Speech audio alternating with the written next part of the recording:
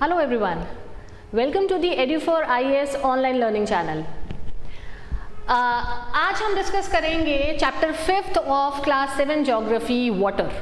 Now as far as water is concerned, हम सब जानते हैं कि वाटर इज लाइफ। एक सिंपल शब्दों में हम यही बोलेंगे, जल है तो जीवन है, right? So water is life, and that is why, you know, seeing this importance of water, every year on 22nd March we celebrate the World Water Day. So 1993 onwards हम 22nd March को celebrate करते हैं as World Water Day. Now as far as water is concerned, अर्थ के ऊपर जो water है वो हम सबको पता है कि 79% of earth is covered with water.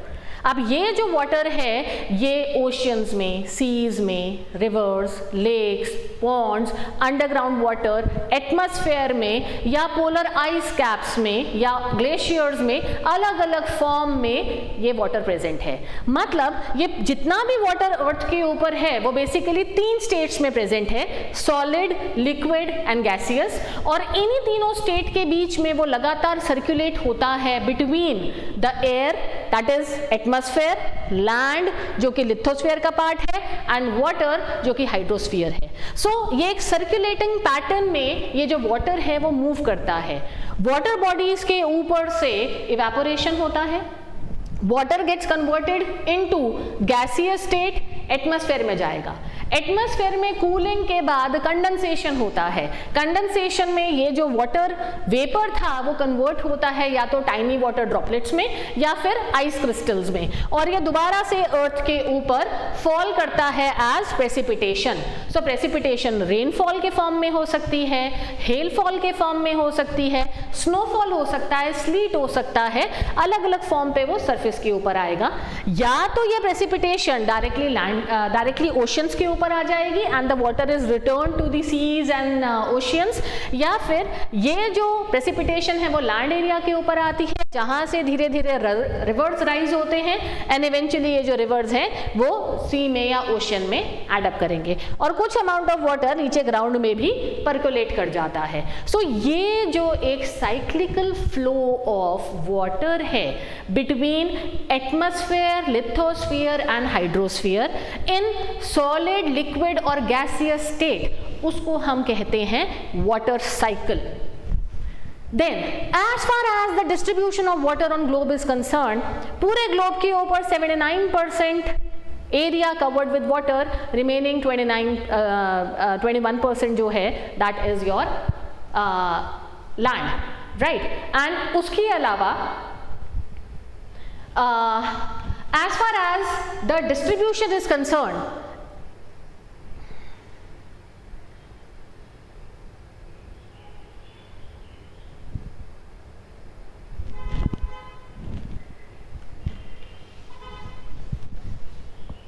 now as far as distribution of water on land is concerned, 71% of earth is covered with water and 29% is with land mass that is continents.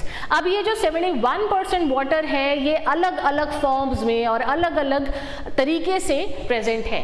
अब ये जो water है वो oceans और seas में है which is having by far the greatest amount of water, लेकिन oceans और सीज का जो पानी है वो खारा होता है, it is too salty. On the other hand जो फ्रेश वाटर है उसका अमाउंट बहुत ज़्यादा कम है। जो टोटल फ्रेश वाटर है दैट इज हार्डली 2.7%, और ये जो 2.7% है इसका भी जो मेजर चंक है वो बेसिकली फ्रोजन स्टेट में मिलता है in polar regions, in glaciated areas, या फिर टुंड्रा रीजन की जो परमाफ्रॉस्ट है वहां पे ये फ्रोजन स्टेट में वाटर प्रेजेंट है। तो बेसिकली फ्लोइंग फॉर्म में जो वाटर है जो कि हमें रिवर्स, पॉन्ड्स, लेक्स या ग्राउंड वाटर के फॉर्म में मिलता है वो तो और ज्यादा कम है। So though there is ample water present on the surface of the earth, लेकिन डायरेक्ट यूज के लिए जो हम पानी यूज करते हैं that is only fresh water, और उसकी भी क्वांटिटी सिर्फ 2.7% है।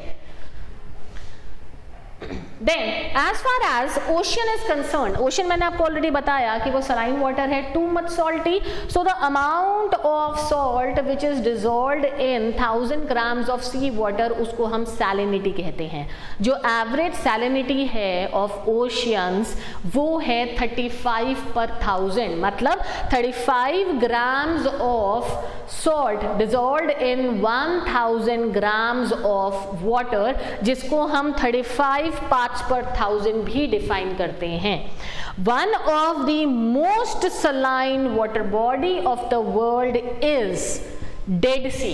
डेड सी की अगर आप सैलिनिटी देखो तो दैट इज नियरली 340 ग्राम्स, मतलब वो इतना डेंस पानी है कि उसमें कुछ भी सिंक नहीं करेगा, रादर वो फ्लोट करेगा। सो मच सो अगर आप स्विमिंग के लिए जंप लगा देते हो डेड सी में, और अगर आपको स्विमिंग नहीं भी आती है तो चिंता की कोई बात नहीं है, आप उसमें डूबोगे नहीं, you will not gate drowned, क्योंकि जो हाई डेंसिटी वाटर है that will keep your body afloat.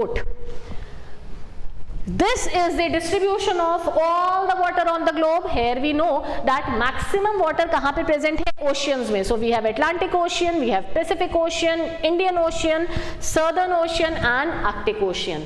And अगर हम continental areas में देखें तो हमारे पास आती हैं world के कई बहुत बड़े rivers and बहुत सारी बड़ी बड़ी lakes जिनमें huge amount of water present है।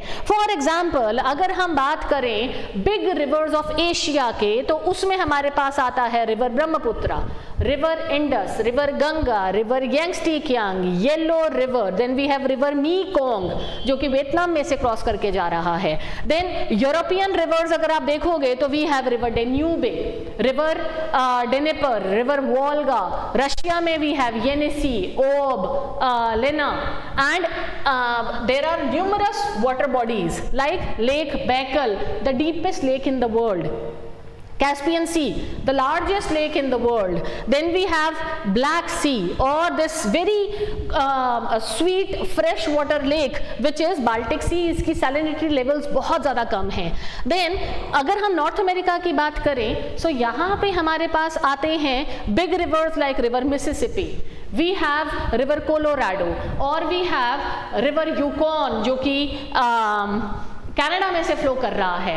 And the water bodies we have 5 great lakes of USA which include Lake Superior, Lake Michigan, Lake Huron, Lake Ontario, Lake Erie, and then we have this Hudson Bay region.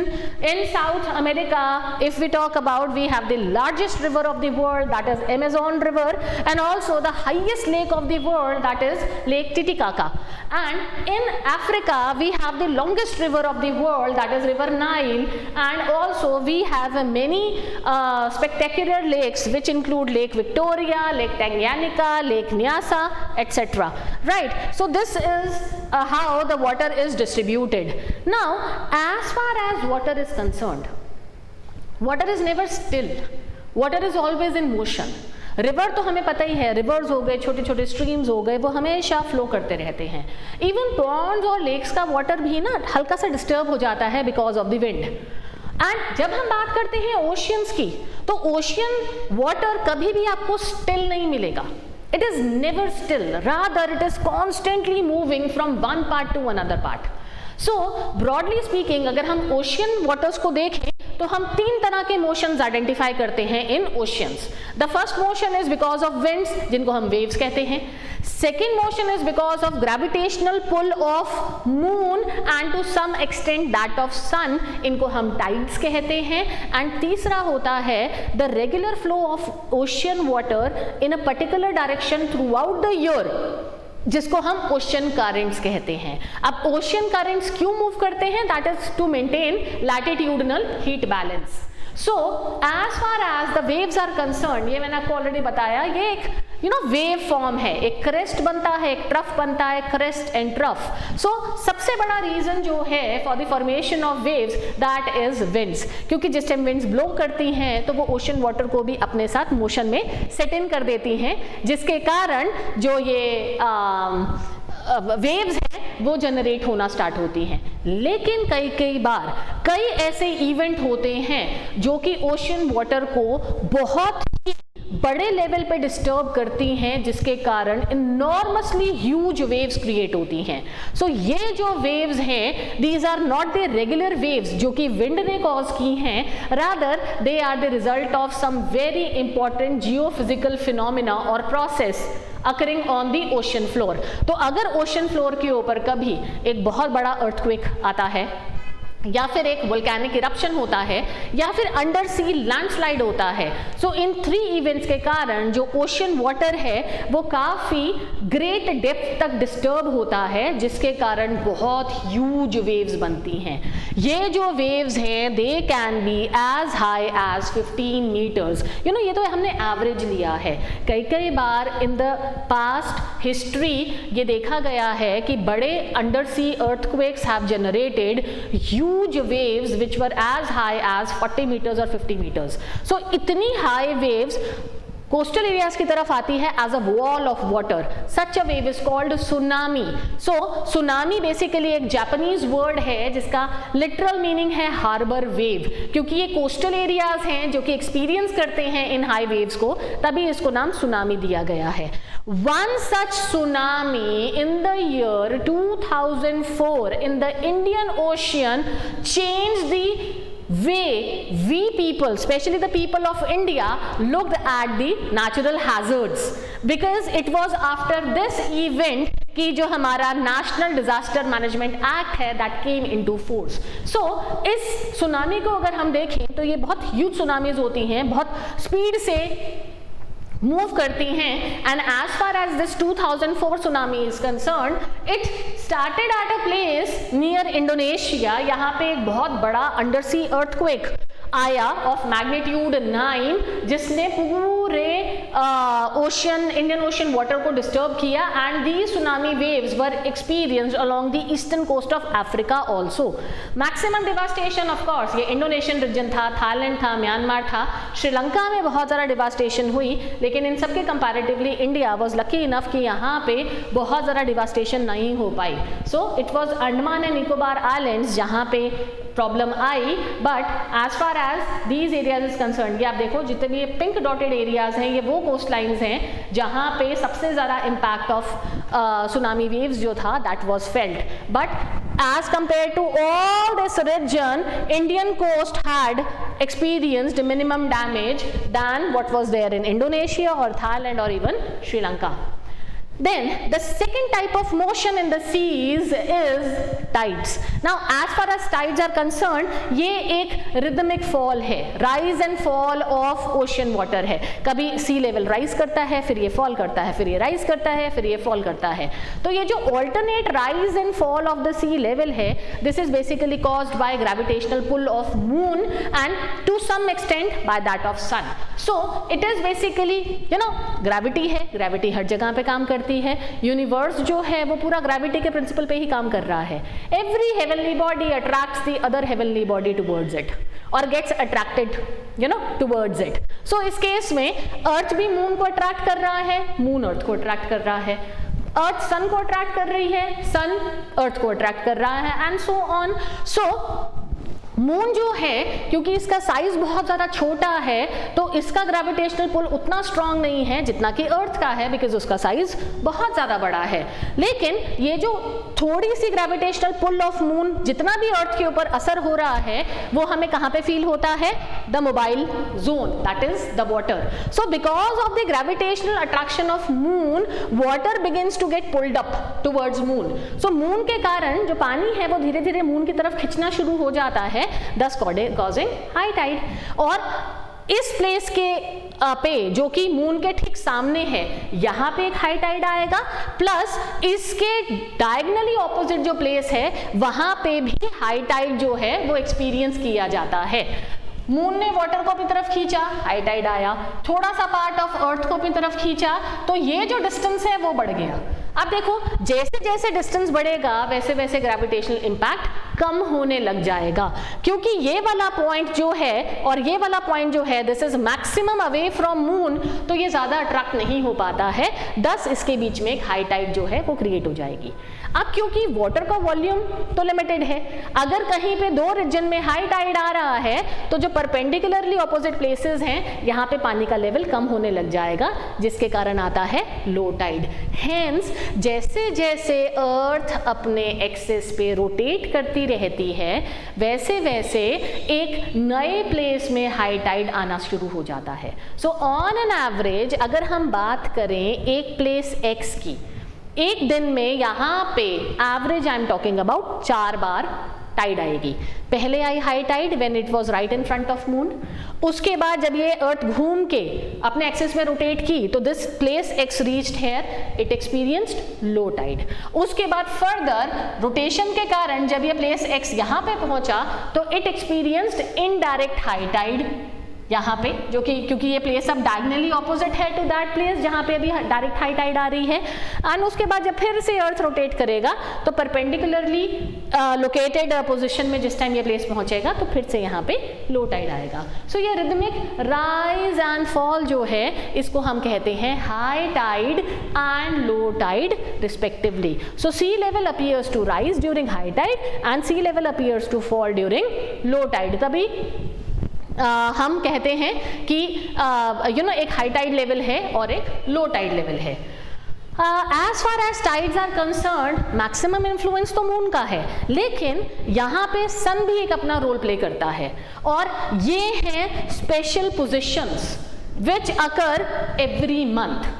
अब इन positions की बात करें तो इन special positions के कारण special conditions high Tide की create होती हैं। सो ये जो स्पेशल हाई टाइड्स हैं ये दो होती हैं, एक है नीप टाइड और दूसरी है स्प्रिंग टाइड। बेसिकली हैं तो दोनों ही हाई टाइड, लेकिन इनका डिफरेंस है। ये जो नीप टाइड है ये नॉर्मल हाई टाइड से थोड़ी कम होती है। ऑन दी अदर हैंड जो स्प्रिंग टाइड है ये नॉर्मल हाई टाइड के कंपैरेटिवली ज्यादा बड़ी होती है। So how does it happen? See on every first and third quarter of moon, first quarter पे मून की पोजीशन यहाँ पे है, थर्ड क्वार्टर पे यहाँ पे होगी। तो अगर आप सन अर्थ और मून का अलाइनमेंट देखो दैट इज परपेंडिकुलर, इनकी जो पोजीशनिंग है दैट इज परपेंडिकुलर। सो इस केस में क्या होता है, एक तरफ से मून अर्थ को के वाटर्स को अपनी तरफ अट्रैक्ट कर रहा है और उसको काउंटर बैलेंस कर रहा है सन, वो भी दूसरी तरफ से वाटर को अट्रैक्ट कर रहा है। तो इसका रिजल्ट ये होता है कि जो नॉर्मल हाई टाइड आती है, जो यूजुअल हाई टाइड होती है, उससे लोअर लेवल पे जो पानी है वो राइज करेगा, क्योंकि एक काउंटरिंग इफेक्ट चल रहा है सन का। So such a tide is called neap tide. On the other hand on every new moon and full moon, अब महीने में 2 दिन, यहाँ पे भी 2 डेज थे, first quarter and third quarter, और स्प्रिंग टाइड के लिए भी 2 स्पेशल डेट्स हैं, new moon and full moon. अब इन 2 पोजीशंस में क्या होता है, मून, अर्थ एंड सन ये एक स्ट्रेट लाइन में अलाइंड होते हैं। सो इस केस में जो वाटर्स पुल अप हो रहे हैं तो sun is also pulling along with the moon. अब क्योंकि 2 फोर्सेस इकट्ठे मिलकर एक ही डायरेक्शन में पानी को खींच रही हैं, तो जो हाई टाइड एक्सपीरियंस की जाएगी अर्थ के ऊपर वो नॉर्मल हाई टाइड से कहीं ज्यादा बड़ी होगी। That is why the name spring tide. So ये दोनों हैं special types of high tides. Now, as far as tides are concerned, इनका कुछ बेनिफिट होता है। अब इनके अगर हम बेनिफिट देखें, मैक्सिमम बेनिफिट हमें मिलता है in case of navigation, trade transport में, देन यूजुअल नेविगेशन में। कैसे? क्योंकि हाई टाइड के टाइम पे जब सी लेवल बढ़ा हुआ है तो बड़े बड़े शिप्स बिल्कुल कोस्ट के नज़दीक आ जाते हैं, एंड इसके कारण जो loading unloading of the goods करना है दैट बिकम्स वेरी कन्वीनियंट। नहीं तो यूजुअली क्या होता है, जो बड़े बड़े शिप्स हैं वो कोस्ट से कहीं दूर डॉक करते हैं या वो वहाँ पे एंकर डालते हैं सी में, एंड देन छोटी छोटी बोट्स जो हैं वो सामान की लोडिंग अनलोडिंग करती हैं। लेकिन हाई टाइड के टाइम पे ये बड़े शिप्स कोस्ट के नज़दीक आ जाएंगे, they save time, they save fuel. Then moreover high tide के टाइम में काफ़ी सारी जो फिश हैं वो कोस्टल एरियाज के नज़दीक आ जाती हैं, हेंस फिशिंग एक्टिविटी जो है उसको काफ़ी ज़्यादा बूम मिलता है। सो हाई टाइड के टाइम पे यूजुअली आपने देखा होगा जो फिशरमैन होते हैं, और या अगर आप सर्च करो या फिर अगर आप इसके बारे में पढ़ो तो you will come to know that coastal areas में जो फिशरमैन कम्युनिटी होती है वो हाई टाइड के टाइम में बहुत एक्टिव होती है। वो नेट्स जो हैं वो सी में पूरे लगा देती हैं, बिकॉज जब बड़ी बड़ी फिश कोस्ट की तरफ आती हैं तो नेट में फंस जाती हैं and that becomes very very profitable. उसके अलावा जो ये टाइड्स होती हैं they also help in the generation of electricity. So ये जो high tide level and low tide level जो है, जो ये डिफरेंस होता है, that difference is very effective as far as electricity generation is concerned. So पानी को स्टोर किया जाता है during high tide level, low tide के बाद उस पानी को रिलीज किया जाता है and potential energy gets converted into kinetic energy, electricity generate होती है। क्योंकि ये जिस टाइम पानी फ्लो कर रहा है तो ये टरबाइंस के ऊपर से फ्लो करेगा, उनको मूव करता है एंड ये जो टरबाइंस हैं वो आगे जनरेटर से कनेक्टेड हैं and hence electricity is generated which is clean and green energy. Then the third type of motion of water is basically ocean currents. Now as far as these ocean currents are concerned, ये क्या है? It's a regular flow of ocean water in a particular direction throughout the year. अब ये जो ocean water basically move कर रहा है वो क्यों मूव कर रहा है? इसका एक बहुत इंपॉर्टेंट फंक्शन है जिसको हम कहते हैं maintenance of latitudinal heat balance. मतलब ये जो वाटर है वो इक्वेटोरियल वार्म वाटर्स को ट्रांसपोर्ट कर रहा है टुवर्ड्स द पोलर एरियाज और पोलर कोल्ड वाटर्स को वो लेके आ रहा है टुवर्ड्स द इक्वेटोरियल एरियाज। तो ये हीट की रीडिस्ट्रीब्यूशन कर रहा है। तो इस केस में जो करंट्स हैं वो दो किस्म के होते हैं, warm current and cold current. Warm current ये देखो ये है रेड एरोज से, कोल्ड करंट जो हैं वो हमने डिफाइन कर रखे हैं with the blue arrows. So this is the network of the currents जो कि पूरे ग्लोब के ऊपर मिल रहा है। सो हमारे पास अगर आप एक ग्लांस लो इस मैप के ऊपर, आपको दिखेगा कि हर एक ओशियन में देयर आर टू सर्कुलेशंस। जैसे अटलांटिक ओशियन एक सर्कुलेशन चल रहा है नॉर्थ अटलांटिक ओशियन में, दूसरा चल रहा है साउथ अटलांटिक ओशियन में। सिमिलरली पैसिफिक ओशन में नॉर्थ में and then south Pacific ocean में। मूवमेंट देखो ये एक सर्कुलर फ्लो है काइंड ऑफ, राइट। इसको हम गायर कहते हैं, ये गायर्स हैं। So clockwise direction in the northern hemisphere and counter-clockwise direction in the southern hemisphere. So there are different gyres जो कि वर्ल्ड के ऊपर हमें मिलते हैं। अलग अलग ओशन करंट्स हैं जो कि कॉन्स्टेंटली मूव कर रहे हैं from one part two another part. Now as far as these ocean currents are concerned, there are certain areas in the world जहाँ पे दो opposite currents आपस में आके मीट करते हैं। For example ये देखो यहाँ पे ये है warm gulf stream current which is depicted with red colour. ये जो करंट है ये बेसिकली ओरिजिनेट कहाँ पे हुआ है? Somewhere near equator. Equatorial region से जो वाटर था, वार्म वाटर जो था वो मूव करना शुरू हुआ from east to west. West में आने के बाद वो नॉर्थ को स्विंग कर गया।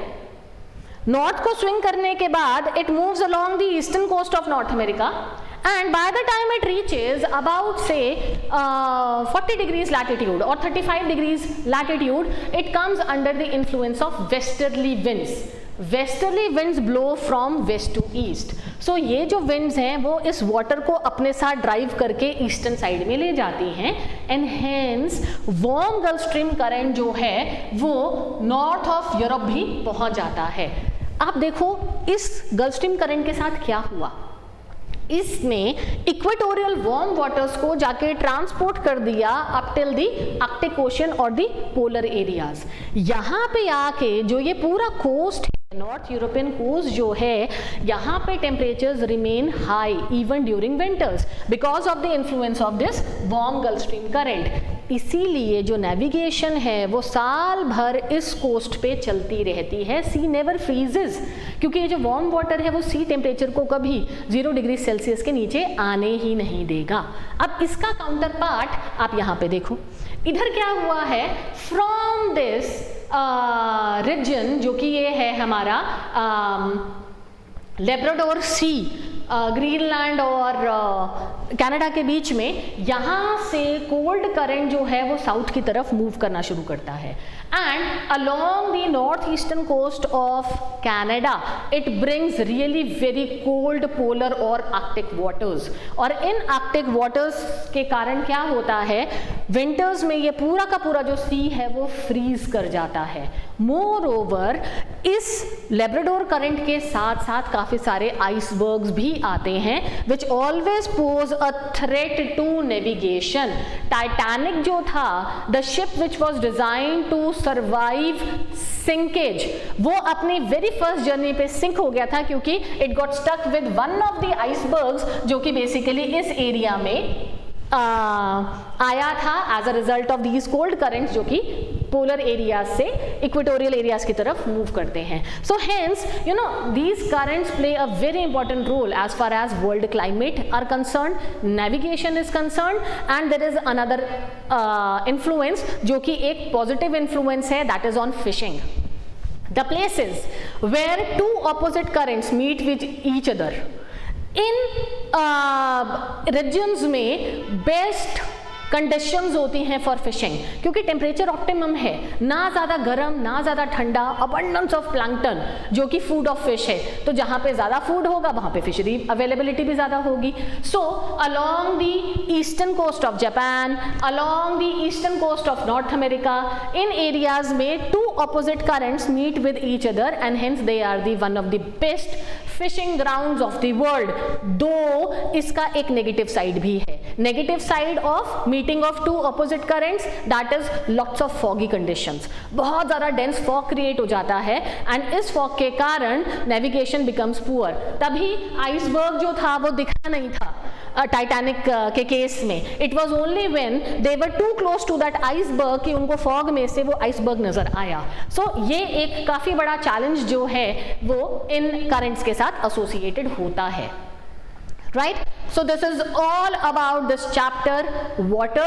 Now it is the quiz time to test your knowledge. On which day of the world, on which day the World Water Day is celebrated? ये मैंने आपको बताया, that is 22nd March every year. Water cycle does not involve which of the following? Water cycle is the result of evaporation, the condensation of evaporated material and hence formation of clouds and precipitation. But rain water harvesting जो है वो एक mechanical method है, man-made method है which is not part and parcel of water cycle. So option is D. Then what is the average salinity of the oceans? That is 35 parts per thousand, that is 35 grams of salt dissolved in 1000 grams of water.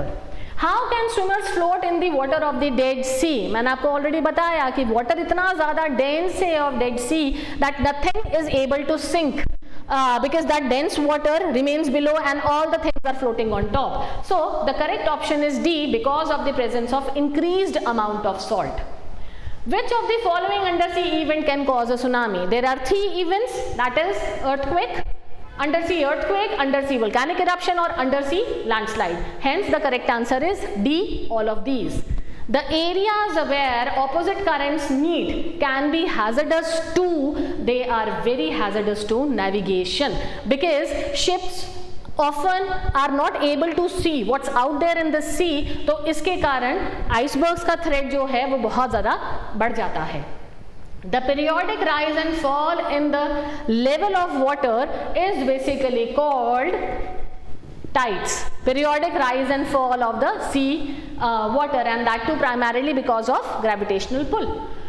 Then the name of the current flowing from low latitude to high latitude up from equatorial areas to the polar areas. अगर हम इसको बहुत ही simple terms में बोलें, so such currents are called warm currents क्योंकि ये equatorial warm waters को polar seize की तरफ ट्रांसपोर्ट करते हैं। Spring tides are caused because of a special arrangement of position between sun, moon and earth. So this is basically as a result of the moon and sun pulling the earth gravitationally in the same direction. That is why जो high tide आती हैं they become unusually higher than the normal high tide, hence the term spring tide. The process by which water continually changes its form and circulates between ocean, atmosphere and land, that is called water cycle. So, correct option C. And then match the following. As far as Caspian Sea is concerned, it is the largest lake in the world. So, 1 matches with E. Tide जो है, that is the periodic rise and fall of water. So, 2D. Tsunami is basically a strong seismic wave. So 3C, and ocean currents are basically streams of water moving in a definite path. So 4 is B. Right. So this is all about this chapter, and see you next time with another chapter. Until then, keep safe and keep learning. Bye.